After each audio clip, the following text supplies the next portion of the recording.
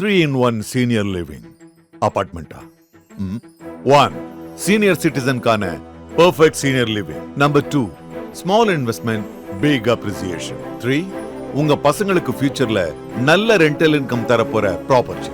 Step Stone Aalam in Pollachi near Kovai. கிட்டத்தட்ட அஜித்தோட அறிக்கை அப்படிதான். சில பேர் என்ன நினைக்கிறாங்கன்னா, இந்த அறிக்கை நமக்கு ஆதரவான அறிக்கைன்னு நினைக்கிறாங்க. சில பேர் நினைக்கிறாங்கன்னு கேட்டால் இது விஜய் சாணியில் முக்கி இந்த தொடப்பக்கட்டை, இந்த முறம், இந்த இதெல்லாம் இருக்குல்ல, செருப்பு, இதெல்லாம் சாணத்தில் முக்கி வச்சு அடிப்பாங்க தெரியுங்களா, அதில் தான் அடிச்சு. நான் அப்படி தான் பார்க்குறேன்.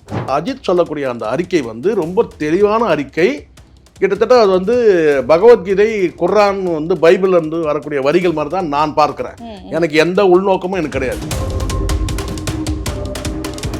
ஒரு மெயின்ஸ்ட்ரீம் மீடியா போடுறான், வெக்கமே இல்லாமல் போடுற மாதிரி.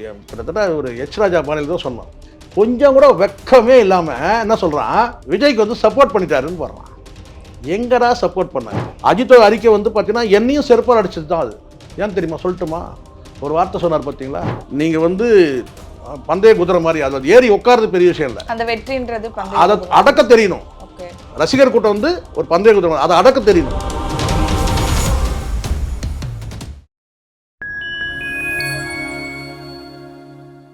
ஃபைன் டைம் சினி நேயர்களுக்கு வணக்கம். இன்னைக்கு நம்ம கூட நிகழ்ச்சியில மூத்த பத்திரிகையாளர் ஷேக்வாரா ஜெய்சங்கர் சார் நம்ம கூட இணைஞ்சிருக்காரு. சார் வணக்கம் சார். வணக்கம் சார். ரொம்ப நாள் கழிச்சு நம்ம மீட் பண்றோம் சார். இதுல இப்போ நேத்து அஜித் அவர்களோட இன்டர்வியூ இருந்துச்சு. அதுல கரூர் இஷ்யூ பத்தி பேசியிருந்தாரு. அதுக்கு ஒருத்தர் மட்டும் பொறுப்பேற்க முடியாது அப்படின்னு சொல்லிட்டு, அதுல எனக்கு வந்த டவுட் என்னன்னா, விஜய் ரசிகர்கள் எல்லாருமே, அவரோட கட்சியில இருக்கிறவங்க எல்லாருமே இவர் விஜய்க்காக சப்போர்ட் பண்ணி பேசுறாரு, என்னதான் இருந்தாலும் நண்பராச்சு அப்படின்னு பேசிட்டு இருக்காங்க. இதை எப்படி பாக்குறீங்க? என்னை பொறுத்த வரைக்கும் அவர் மறைமுகமா பேசின மாதிரி இருக்கு. நீங்க எப்படி பாக்குறீங்க சார்? மறைமுகமும் இல்லை, நேர்முகமும் இல்லை. ஒரு விஷயம் நல்லா புரிஞ்சுங்க. இதை நான் முதல்ல இந்த அஜித் அவர்களுடைய இந்த பேச்சை நீங்கள் எப்படி பார்க்கணுன்னா, இப்போ நீங்கள் மோனாலிசா படம் இருக்குல்ல, பார்த்துருக்கீங்களா? பார்த்துருக்கேன் சார். என்ன ஸ்பெஷல் அது? நம்ம எங்க இருந்து பார்த்தாலும் அது நம்மளே பார்க்குறோம். நம்ம என்ன ஃபீலிங்கில் நம்ம அந்த மோனாலிசா படத்தை பார்க்குறோமோ அந்த ஃபீலிங்ஸ் கொடுக்கும். ஆமாம்.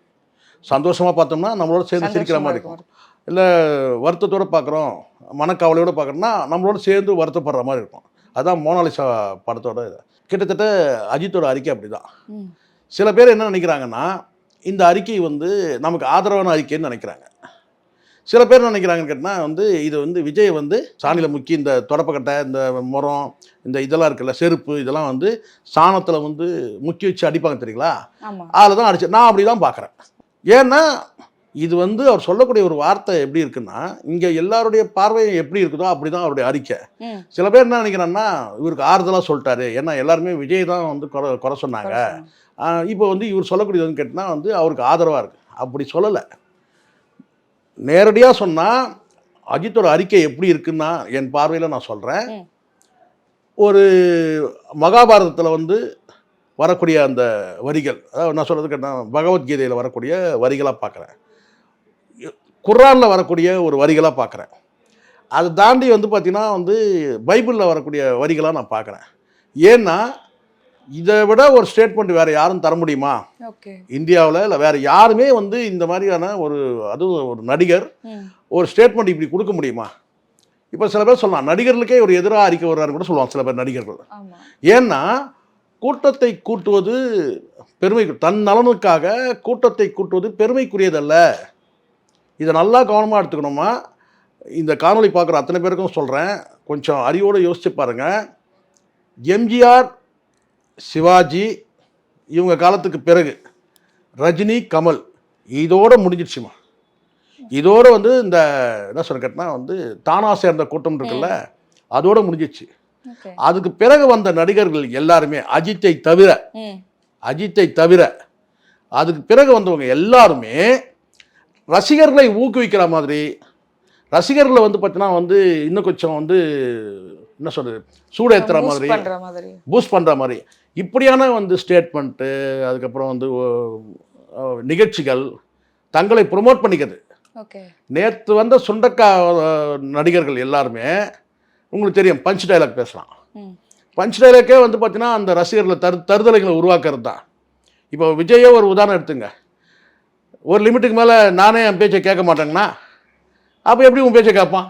நீங்க சொல்றது நீ சொல்றதை கேட்கவே இல்லை. பின்னாடி வராதவனும் கேட்கவே இல்லை, முன்னாடி வராதவனும் பின்னாடி வராதவன் கேட்டா அவன் பின்னாடி மட்டும் இல்லை முன்னாடியே வரான், வண்டிக்கு முன்னாடியே. ஏன்னா என் பேச்சை நானே கேட்க மாட்டேன், இவரே சொன்னவர். இந்த பஞ்ச் டைலாக் மூலமா சமீபத்தில் ஒரு நிகழ்வுமா, இளையராஜா பாருங்க எவ்வளோ அனுபவசாலி பாருங்க. இளையராஜா 1000 குறைகள் சொல்லலாம். நான் விடுதலை டூ அந்த ஆடியோ லான்ச்சுக்கு நான் போயிருந்தேன்.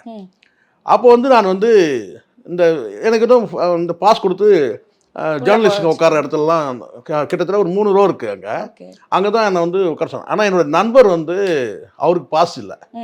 நான் வந்து ஒரு இன்ஃப்ளூயன்ஸை யூஸ் பண்ணி அவரை கூட்டிகிட்டு போகிறதுக்கு விரும்பல. அவரும் வந்து நான் சொன்னேன்னாக்கா நம்ம போய் அங்கே உட்காந்துட்டு தான் இது வந்து மணிக்கணக்கில் நடக்கும் 10 மணிக்கு நடக்கும். நம்ம மழை வேறு பெய்யுது, உங்களுக்கே தெரியும்ல, நான் சவுதி அரேபியாவிலேருந்து வரேன் சரிங்களா. அப்போ அவரும் நானாக சவுதி அரேபியா, அவர் அதை தாண்டி வந்து பார்த்தீங்கன்னா கண்டம் விட்டு கண்டம் வராரு அவர். அப்போ அவர் என்ன சொன்னார்னா, நம்ம வந்து நேரத்தோட வந்து வீட்டுக்கு போகிறது சரியாக இருக்கும், அதனால் நம்ம வந்து ஆடியன்ஸ் கேலரியில் போய் உட்காந்துடலாம், நம்ம வந்து கரண்ட் போகிறதுக்கு வசதியாக இருக்கும் அப்படின்னு சொல்லிட்டு அதே மாதிரி போய் உட்காந்தேன். அப்போது வந்து இளையராஜா வராரு. இளையராஜா ஒரே வார்த்தை தான் கேட்டார், சூரிய பார்த்து கேட்டார் ஒரு வார்த்தை, உனக்கு கை தட்டுறதுக்கு விசில் அடிக்கிறதுக்கு கூட்டத்தை கூப்பிட்டு வந்துட்டியான்னு கேட்டார். எவ்வளோ அனுபவம் பாருங்க. அவர் சொன்னது என்னன்னா, நான் வரும்போது இந்த கரகோஷம்லாம் இல்லவே இல்லை, ஆனால் நீ வரும்போது வந்து பார்த்தீங்கன்னா வந்து இவ்வளோ வந்து சத்தம் எதனால் வருது, ஒரே சவுண்டு சூரிய வரும்போது. அப்புறம் தான் வந்து எனக்கு அது வரைக்கும் புரியல அவர் கேட்டது. அதுக்கப்புறம் வந்து யோசிக்கிறேன், வந்து விஜய் சேதுபதி வந்து அப்பியர் ஆகும்போது பேசும்போதெல்லாம் இன்னொரு மூலையிலேருந்து ஒரு சவுண்டு வருது. அதாவது இப்போ நான் சொல்கிறது கேட்டால் ஆடியன்ஸ் கேலரியிலேயே வந்து லெஃப்ட் சைடு ரைட் சைடு இருக்கு இல்லையா, அங்கேருந்து வந்து பார்த்தீங்கன்னா விஜய் சேதுபதி வந்து பார்த்தீங்கன்னா வரும்போது அப்பியர் ஆகும்போது அங்கே வந்து சவுண்டு வருது, இந்த சைடில் வந்து பார்த்தீங்கன்னா இவர் வரும்போது இந்த இடத்துல ஒரு சவுண்டு வருது.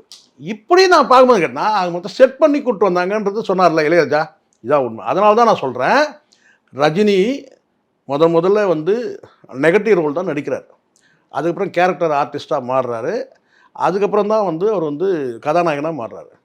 அவர் காலத்துலேருந்தே மெல்ல மெல்ல இந்த கூட்டம் வந்து எம்ஜிஆருக்கும் சிவாஜிக்கும் எப்படி கூட்டம் இருந்துச்சோ இந்த ரசிகர் கூட்டம், அப்படி தான் வந்து இவங்களுக்கும் அந்த கூட்டம் தான். இது மிகப்பெரிய ஒரு தீராத என்ன சொன்னால் ஒரு களங்கம். நான் இது விஜய்க்குன்னு சொல்லவில்லை, தமிழ் சினிமாவுக்கே இது ஒரு களங்கம். தமிழ் சினிமா யாராவது நீங்கள் எடுத்துங்கம்மா, ஒரு நடிகனை பார்க்க வந்த கூட்டம் தான், அது கட்சியாக இருக்கட்டும், அது வந்து வேறு ஏதாவது ஒன்று இருக்கட்டும், தமிழ் சினிமாவில் இருக்கிற வந்து அத்தனை சங்கமும் யாராவது வந்து பார்த்தீங்கன்னா வந்து ஒரு இரங்கல் தெரிவித்தாங்களா? இல்லை, யாருமே தெரிவிக்கவே இல்லை. இதுக்கு ஏன் வந்து பார்த்தீங்கன்னா விஜய்க்கே ரொம்ப காலதாமதம் ஏற்பட்டது.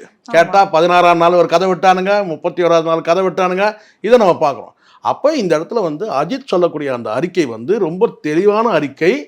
கிட்டத்தட்ட அது வந்து பகவத்கீதை குர்ஆன் வந்து பைபிள்ல இருந்து வரக்கூடிய வரிகள் மாதிரி தான் நான் பார்க்கிறேன்.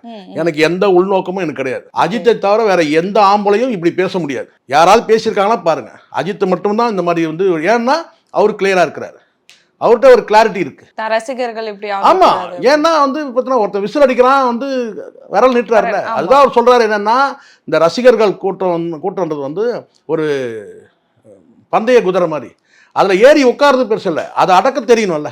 மதம் அதான் வெறி பிடிச்சி ஓடுது இல்லை குதிரை, அந்த மாதிரி தான். அதை வந்து அடக்க தெரியணும்ல, நீங்கள் அடக்க தெரியலன்னா அது உங்களை தள்ளி விட்டுருன்னு சொல்கிறாரு. உண்மைதானே இது? கண்டிப்பா. இது எல்லாரும் வந்து பார்த்தீங்கன்னா இதை வந்து ரொம்ப கூர்ந்து கவனிக்கணும். அப்போ இந்த இடத்துல யாரை சொல்கிறாரு?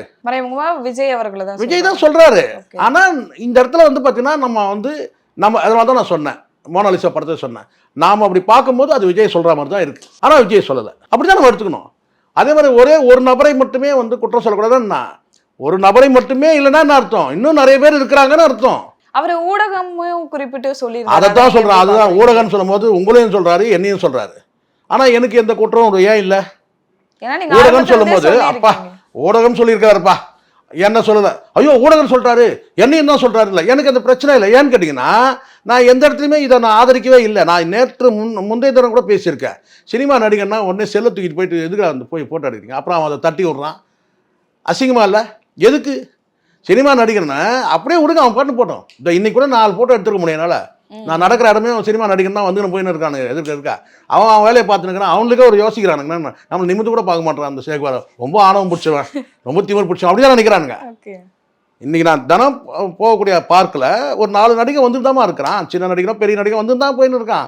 அவன் வேற அவன் வேலையை அவன் பார்த்துட்டு போகிறான். அவன் எதுக்கு வரான் பார்க்கில்? எல்லாருக்கும் வணக்கம் சொல்கிறதுக்கா? இல்ல. நம்ம அவனுக்கு வணக்கம் சொல்றதுக்கா? அப்புறம் ஒரு போட்டோ எடுத்து என்ன பண்றது? ஏதாவது இப்போ ஒரு இந்த ஜோசியக்காரனா உங்களுக்கு தெரியும் நினைக்கிறேன். ரோட்ல தான் ஜோசியம் பார்த்துட்டு ரோட்ல உட்காந்துருப்பான். அவன் போட்டோவை பார்த்தீங்கன்னா அவன் வந்து பிளாட்ஃபார்ம்ல தான் படுத்துருவான், உட்காந்துருப்பான் ஜோசியம் பார்க்கறது. அவன் பார்த்தீங்கன்னா எம்ஜிஆரோட சேர்ந்து போட்டோ, பாக்கியராஜோட சேர்ந்து போட்டோ, ரஜினியோட சேர்ந்து போட்டோ எல்லாம் வச்சிருப்பான். இவ்வளோதான் ஜோசியம் இருந்தா அவனுக்கு அவன் ஜோசியம் ஒழுங்காக பார்த்துருந்தானா, அதுக்கேற்ற மாதிரி அவன் நடந்துருந்தானா நேரம் காலம் கழிச்சு அவன் ரோட்ல உட்காந்துருக்கான். அவன் ரோட்ல உட்காந்துருக்கான். ஆனா பெருமைக்கு அந்த போட்டோலாம் வச்சிருக்கான். சரி, அட்லீஸ்ட் இந்த போட்டோ ஒரு படத்துல இவரு ராசுகுட்டின்னு நினைக்கிறேன், ஒரு படத்துல பாக்கியராஜ் என்ன சொல்லி கேட்டா எல்லா விதமான மேக்கப் போட்டு இது போட்டோ மாட்டி வச்சிருப்பாரு. இப்ப நான் கேட்கறேன், எல்லா நடிகரும் போட்டோ எடுத்து நீ என்ன பண்ணுவ? வீட்டுல மாட்டி வைப்பியா? அதனால என்ன ஆக போகுது? உல கொதிக்குமா? அதனால இல்ல. வீட்டுல உல கொதிக்குமா? அதனால இல்ல. இதை புரிஞ்சுக்கணுன்ற நடிகனை விட்டு தொலைங்கடா. நடிகனை விட்டு தொலைங்க. ஒருத்தர் அதிகாரி விஜய் கூட நான் இப்போ கூட சொல்றேமா, விஜய்க்கு நான் சில பேர் சொல்றாங்க, விஜய் நீங்க ஏன் இப்படி சாடுறீங்கன்னு. விஜய் முதல்ல ஆதரிச்சு பேசுனதே நான் தான். எது அது வந்து இப்போ எனக்கு அந்த குற்ற உணர்வு வருது. ஏன் நம்ம முதல்ல ஆதரிச்சோன்றதே எனக்கு அந்த குற்ற உணர்வு இருக்கு. ஏன்னா இப்போ இந்த இடத்துல எனக்கு வந்து கேட்டால் இப்போ அவர் சொல்றாரு ஊடகங்களும் பொறுப்பு. ஏன் சொல்றாரு சொல்லுங்க? ஏன் சொல்ல நீங்க சொல்லுங்க போகலாம். அது ஹைப் ஏத்தி விட்டதுதான். அவர் வந்துட்டாரு. என்னன்னு கேட்டீங்கன்னா ஒரு 4 மெயின் ஸ்ட்ரீம் மீடியா இருக்குமா, மற்றபடி இந்த ஒரு 3 குரங்குங்க இருக்கு. இது விஜய் வந்து பேண்ட்டை போட்டாரு, விஜய் சட்டையை போட்டாரு, விஜய் வந்து காரில் ஏறிட்டாரு, விஜய் வந்து ஏர்போர்ட்டுக்கு போயிட்டாரு, இனிமேல் விஜய் வந்து அதிரடி ஆட்டம். இது இதோட கொடுமை என்னன்னா, அவர் வீட்டில் படுத்துன்னு இருக்கிறாரு. கொரட்டை சந்தம் வெளியில் வரைக்கும் கேட்கும் எப்படி பார்த்தாலும். இது விஜய் வந்து வீட்டில் படுத்துட்டு இருக்கிறாரு, கொரட்டை சத்தம் வெளியில் கேட்கும். இவன் போடுறான் விஜய் மாஸ்டர் பிளான், விஜய் அதிரடி திட்டம், இனிமே தான் ஆட்டம் ஆரம்பம். சொல்றது யாரு? இந்த 3 பேர். இது இனிமே தான் விஜயோட ஆட்டம். வெளியில் வந்தால் பார்த்தீங்களா என்ன ஆச்சு? டைட்டில் இது விஜய் வெளியே வந்தா என்ன நடந்தது பார்த்தீங்களா? அவன் சொல்லி தான் வந்து பார்த்தீங்கன்னா மறுநாள் தான் இந்த 41 பேர். இந்த மாதிரி நிறைய ஊடகங்கள் இந்த மாதிரி பேசினா அது அஜித் வந்து கூர்ந்து கவனிச்சிருக்காருமா. விஜய் அஜித் வந்து ரொம்ப வந்து கூர்ந்து கவனிக்கிறார். விஜய்க்காகன்னு இல்லை, பொதுவாகவே ஊடகங்களை வந்து அவர் சொல்கிறாங்கல்ல, அவர் பைக் ஓட்டுறாரு, இதை ஓட்டுறாரு, அதை ஓட்டுறாரு, அதே நக்கல் அடிச்சவனா இருக்கிறான்னு வச்சுங்களேன். அவர் ஒரே ஒரு அந்த வெள்ளை முடியை பிடிங்கி விட்டார் இவங்கள. இது அந்த 3 பேரும் பேசுனானுங்க. அவர் வந்து வயசாயிடுச்சு, ஒருத்தர் சொல்கிறான் சதை தொங்கிடுச்சு, அவர் வந்து இனிமேல் வந்து அவர் வந்து பார்த்தீங்கன்னா வந்து நடிக்க மாட்டார், இனிமேல் ஒரு மோட்டாருக்கு வந்து பைக் ஓட்ட போயிட்டா. இப்படி ஏன் இந்த பத்மபூஷன் பட்டம் கொடுத்தாங்களே அது கூட நக்கல் அடிச்சவனா இருக்கலாம். அவர் யாரையுமே ஆனால் எல்லாத்தையும் பார்க்குறாரு. இப்போ தெரியுதுங்களா? ஊடகங்கள் பொறுப்பேற்றுக்கணும்னு சொல்கிற எதுக்கு இருக்குன்னா, ஊடகங்கள் அவ்வளோ ஹைப் கொடுத்தாங்க. ஊடகங்கள் வந்து பார்த்தீங்கன்னா விஜயோட மறுநாள் இந்த விஜயோட இந்த நிகழ்வுனா, இப்போ இதே எடுத்துங்கம்மா, இப்போ இந்த அஜித்தோட அறிக்கையை எடுத்துங்களேன். ஒரு மெயின் ஸ்ட்ரீம் மீடியா போடுறான், வெக்கமே இல்லாமல் போடுறமா. கிட்டத்தட்ட ஒரு எச் ராஜா பாணியில் தான் சொன்னோம். கொஞ்சம் கூட வெக்கமே இல்லாமல் என்ன சொல்கிறான், விஜய்க்கு வந்து சப்போர்ட் பண்ணிட்டாருன்னு போடுறான். எங்கடா சப்போர்ட் பண்ணார்? சாணியில் முக்கிய அடிச்சுக்கிறாருன்னு வேணால் சொல்லுங்கள். இதில் எங்கே சப்போர்ட்? இப்போ புரியுதுங்கண்ணா, நான் சொன்ன அந்த மோனாலிசா படம் சொன்னேன்னா அவன் பார்வைக்கு என்ன தோணுதுன்னு கேட்டால் வந்து விஜய் மட்டுமே நீங்கள் குறை சொன்னீங்களே, அஜித் என்ன சொன்னார் பார்த்தீங்களா? விஜய் மட்டுமே பொறுப்பு இல்லை, விஜய் மட்டுமே பொறுப்பு இல்லைன்றதை இப்படி எடுத்துங்க. விஜயும் பொறுப்பு, மற்றவர்களும் பொறுப்பு. அதில் போய் பங்கேற்ற மக்கள்ல இருந்து ஊடகங்கள்ல இருந்து எல்லாருமே பொறுப்புன்னு சொல்றாரு. இப்போ இன்னொருத்தன் போட்டான், இவனுக்கு தான் அந்த அந்தப்புறம், நீங்க பேரை சொன்னா போட மாட்டீங்களா, அதனால சொல்லலாம். அந்த அந்தப்புறம் போடுறான், டைட்டில் வைக்கிறான், நடந்த சம்பவத்துக்கு விஜய் காரணமா திமுக காரணமா போடுறான் டைட்டில். அஜித் வந்து அதிரடி பாய்ச்சல். இதுதான் இப்போ புரியுதுங்களா? தற்குறிகள்ன்றது இதுதான், தற்குறித்தனன்றது. ஒரு மனுஷன் ஒரு அறிக்கை விட்டார்னா அதை பகுத்து பார்க்கணும்ல, அறிவார்ந்த அறிக்கை. இவனெல்லாம் வந்து கிசுகிசு எழுதுன பத்திரிகையாளர், இவனுக்கு எப்படி புரியும்? நான் சொல்கிறேம்மா, என் பார்வையில் வந்து விஜய் வந்து ஒரு குற்றவாளின்னு சொன்னால் அஜித் அறிக்கை வந்து நான் நினைக்கிறதுக்கு பொருத்தமாக இருக்கும். விஜய் குற்றவாளி இல்லை அப்படின்னு சொல்லி பார்த்தோம்னா அஜித் சொல்றது அப்படி இருக்கும். அப்போ அஜித்தோட அறிக்கை வந்து அறிவார்ந்த அறிக்கை. அதில் வந்து சொல்லப்பட்ட யாருக்கு எதிராக சொல்லப்பட்டதுன்னு பார்க்காது, என்ன சொல்லியிருக்கிறாருன்னு பாருங்க. யாருக்கு எதிராக சொல்லப்பட்டது நீங்க நம்ம பார்க்குறீங்க, அதான் உங்களுக்குள்ள சிக்கல் எல்லாருக்குமே. என்ன சொல்லியிருக்காரு பாருங்க. இந்த இடத்துல நீங்க வந்து ஒரு கூட்டத்தை கூட்டுறது வந்து தன்னலம் கருதி கூட்டத்தை கூட்டுறது பெருமைக்குரியதுகளை. இது வந்து பார்த்தீங்கன்னா ஒரு முடிவு கொண்டு வாங்க, இந்த மாதிரி கூட்டத்தை கூட்டாதீங்க. நீங்க வந்து அன்பால் சேர்ந்த கூட்டம் நீங்க சொல்லலாம், யார் வேணா சொல்லலாம், நீங்க எந்த நடிகரும் எடுத்துக்கலாம், அன்பால் சேர்ந்த கூட்டம் வச்சுக்கலாம். ஆனால் வந்து பார்த்தீங்கன்னா அங்கே விளைவுகள் யார் பொறுப்பு? இப்போ வந்தீங்க 41 பேர் வந்து இது யாருமே திட்டமிட்டு வந்து இப்போ நம்ம சொல்ல முடியுமாமா இது வந்து விஜய் வந்து பார்த்தீங்கன்னா இப்படிலாம் நடக்கும்னு தெரியாதுங்க, யூகிக்கிறோம். இந்த கூட்டத்தில் போனோம்னா நம்ம என்ன ஆகும், அது ஒரு வார்த்தை சொன்னார் பாருங்க, பா அது எனக்கு சொன்ன வார்த்தை, எனக்கு என்ன செருப்பால் அடிச்சது வார்த்தை, நிஜமா பாரபட்சம் சொல்கிறேன். அஜித்தோட அறிக்கை வந்து பார்த்தீங்கன்னா என்னையும் செருப்பால் அடிச்சது தான் அது. ஏன் தெரியுமா சொல்லட்டுமா? ஒரு வார்த்தை சொன்னார் பார்த்தீங்களா, ஃபர்ஸ்ட் ஷோ சிவகாசி படம் ஃபர்ஸ்ட் ஷோ போயிட்டேன் ஒரு தியேட்டரில். நான் பட்ட அவஸ்தை எனக்கு தான் தெரியும். இப்போ வந்து அஜித்தோட அறிக்கை வந்து என் தரையிலையும் ஓங்கி செருப்பால் அடிச்சது தான். உண்மையா இதை சொல்கிறதுக்கு ஒரு தைரியம் ஒன்றும் இல்லை. நான் சொல்கிறேன், எனக்கு எந்த பாரபட்சமும் கிடையாது. நியாயத்தை உண்மையை பேசி தான் 3 பிள்ளைகளும் எல்லாம் வந்து பார்த்தீங்கன்னா எல்லாம் சின்ன சின்ன பிள்ளைங்க 3 பிள்ளைகளையும் நான் கூட்டிகிட்டு சிவகாசி படம் போயிட்டேன். ஃபர்ஸ்ட் ஷோ அம்பத்தூரில் ஒரு தியேட்டரில் போயிட்டேன். நான் வெளியில் வர்றதுக்குள்ள என் உயிர் என்கிட்ட இல்லை.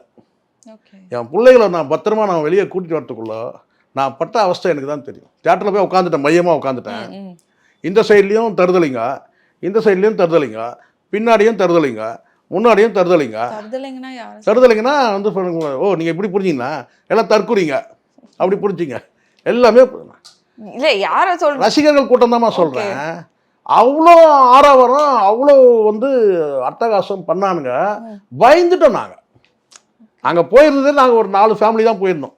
நான் இன்னும் சில பேர் ஃபேமிலியோடு வந்திருந்தாங்க, ஒரு 4 பேர் தான். மீதி எல்லாமே வந்து எனக்கு தெரியாது.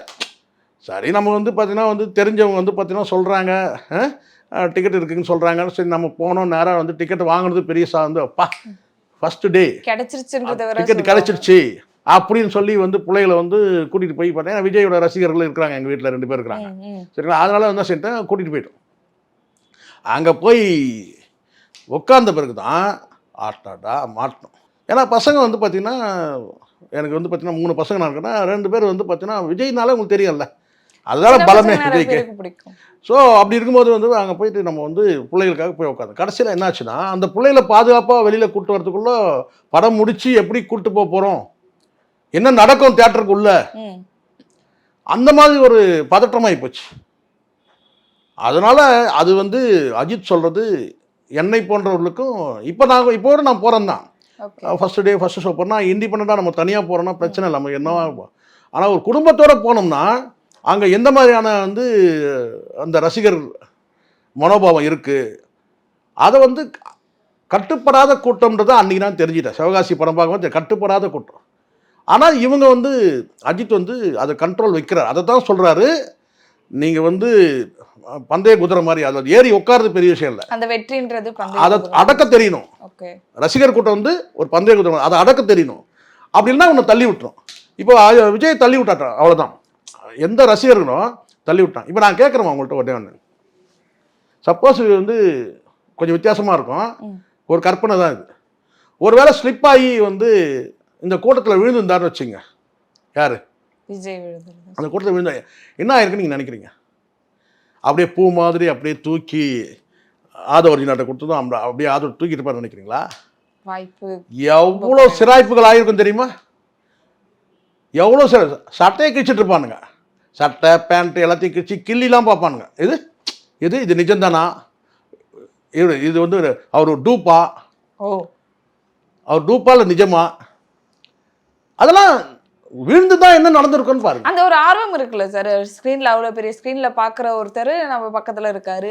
அதுதான் நான் சொல்றேன் அது ரசிகர் உண்மையிலேயும் தவறு. கிராமங்கள்ல உங்களுக்கு தெரியாதுமா, ஒரு 30 வருஷத்துக்கு முன்னாடி தூர்தர்ஷன் அப்பதான் முதல்ல வந்த போது கிராமங்கள்ல பஞ்சாயத்து போர்டுல ஒளியும் நிகழ்ச்சி அப்போ கிட்ட ஓடி போய் இத்தனையும் உங்களுக்கு தெரியுமா உங்களுக்கு, இதெல்லாம் அதான் கண்ணாடி உள்ள டிவி வச்சுட்டு கண்ணாடி மேல வந்து பாத்தீங்கன்னா கண்ணாடி போட்டு வச்சிருந்தாங்க. ஏன்னா டிவி வச்சிருந்தா அந்த டிவியில ஓடி போய் கிள்ளி பாக்குறது, தொட்டு பாக்குறது, இது டிவிலேயே.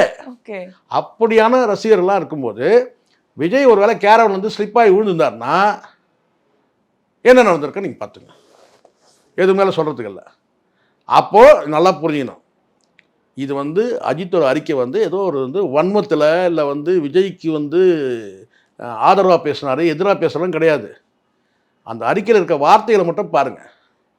அதை ஃபாலோ பண்ணணும்னா வேற எந்த நடிகரும் இது வரைக்கும் சொல்லவே இல்லை. ஹாலிவுட்லாம் இந்த மாதிரியான மனோபாவங்கள் இல்லை, அங்கெல்லாம் கேஷுவலாக இருக்கிறாங்க. என்கிட்ட ஒரு நண்பர் சொன்னார், சார் நேற்றுக்கு நான் ஒரு ஷாப்பிங் காம்ப்ளெக்ஸ் போயிருந்தேன் சார், சென்னையில் ஒரு ஷாப்பிங் காம்ப்ளெக்ஸ். என் முன்னாடி திடீர்னு அஜித் வந்தார் சார். ஆனால் கொஞ்ச நேரம் வரைக்கும் வந்தார், டக்குன்னு வந்து ஒரு ஷோரூம், அதான் ஒரு ஷோரூம் உள்ள போயிட்டாரு. கொஞ்ச நேரம் வரைக்கும் எனக்கு அவர் தானே எனக்கு டவுட்டாக இருந்தது. நானும் கொஞ்ச நேரம் வெயிட் பண்ணியிருந்தேன், அவர் வெளியே வருவார்னு வெயிட் பண்ணியிருந்தேன். அப்புறம் அவர் வரவே இல்லை. ஆனால் அவர் அஜித் மாதிரி தான் சார் இருந்தது அப்படின்னு சொல்லிட்டு. அப்புறம் வந்து எனக்கு டவுட் இருந்தனாலும் கேட்டேன், அங்கே போய் கேட்டேன், சார் இப்போ போனார் அவர் அஜித் சார், எனக்கு கூட அவர் மாதிரி தான் சார் இருந்தது. அவரும் சொல்கிறாராம், எனக்கும் அவர் அஜித் மாதிரி தான் சார் இருந்தது அப்படி சொல்கிறாராம். அப்போ எப்படி சார் நாங்கள் எங்கள் ரெண்டு பேருக்கும் வந்து எப்படி ஒரே மாதிரி இருக்கு அந்த இது, நான் விசுவாசம் படம் வந்த டைமில் ஓகே அப்படின்னு என்கிட்ட சொன்னார். அப்போ பாருங்கள், அவங்க வந்து எவ்வளோ ப்ரைவசி விரும்புகிறாங்க பாருங்கள். அவங்க போக்கில் விட்டு அவர் அதான் சொல்கிறாரு, ஸ்கூலுக்கு கூட என் பிள்ளைய கூட்டு போக முடியலன்றாரு. எவ்வளோ பெரிய இது. ரெண்டாவது இருக்கிற கொஞ்ச நாள் தான் நாங்கள் நீண்ட காலம் வந்து நாங்கள் வந்து கேரவன்லேயும் ஷூட்டிங் போயிடுறோம். இருக்கிற கொஞ்ச காலம் தான் நாங்கள் வந்து ஃப்ரீயாக வெளியில் போகிறது, ஃபேமிலியோடு இருக்கிறோம். அப்போ அந்த ஃபேமிலியோடு இருக்கும்போது பார்த்தீங்கன்னா அவங்க வந்து பிள்ளைய ஸ்கூலில் கொண்டு போய் விடுற அவங்களுக்கு அந்த ஆசை இருக்க தானே செய்யும். பிள்ளைய கொண்டு போய் ஸ்கூலில் விடுறது, மனைவியோட வந்து ஒரு ஷாப்பிங் போகிறது, எல்லாருக்கும் அந்த இது ஆசை இருக்க தானே செய்யும். அந்த மாதிரி ஒரு ப்ரைவசி கொடுக்காம இது என்ன இது மாதிரி வந்து ஒரு கூட்டத்தை சேர்க்கறது. ஸோ அதைத்தான் அவர் சொல்ல வர்றாரு. அதனால் அஜித்தோட அறிக்கையை வந்து நம்ம வந்து பார்த்தீங்கன்னா வந்து ஒரு என்ன சொன்னார், நாம் எப்படி இருக்கணுன்றதுக்கு அது அடையாளமாக பார்த்து இவருக்கு ஆதரவு, இவருக்கு எதிராக பார்த்து இந்த கம்பு சுற்றுற வேலையே வேண்டாம். அப்புறம் இதுக்கு இப்படி நீங்கள் பேசுனாங்கன்னா அடுத்து இப்போ உங்களுக்கு தெரியும், நான் கொஞ்ச நாளுக்கு முன்னாடி ஒரு அறிக்கை விட்டார், என் சுயநலத்துக்காக என்னுடைய ரசிகர்களை வந்து நான் வந்து பயன்படுத்த மாட்டேன்னு சொன்னார். அதனுடைய விரிவாக்கம் தான் இந்த இது. ஆனால் வந்து அஜித் வந்து விஜய்க்கு ஆதரவாக பேசுறாரு, எதிராக பேசுறாரு, இந்த கம்பு சுத்துறதை விட்டுட்டு அறிக்கையில் என்ன சொல்லப்பட்டிருக்கு அதை ஃபாலோ பண்ணாலே போதும். ரொம்ப நன்றி சார். நன்றி மேம்.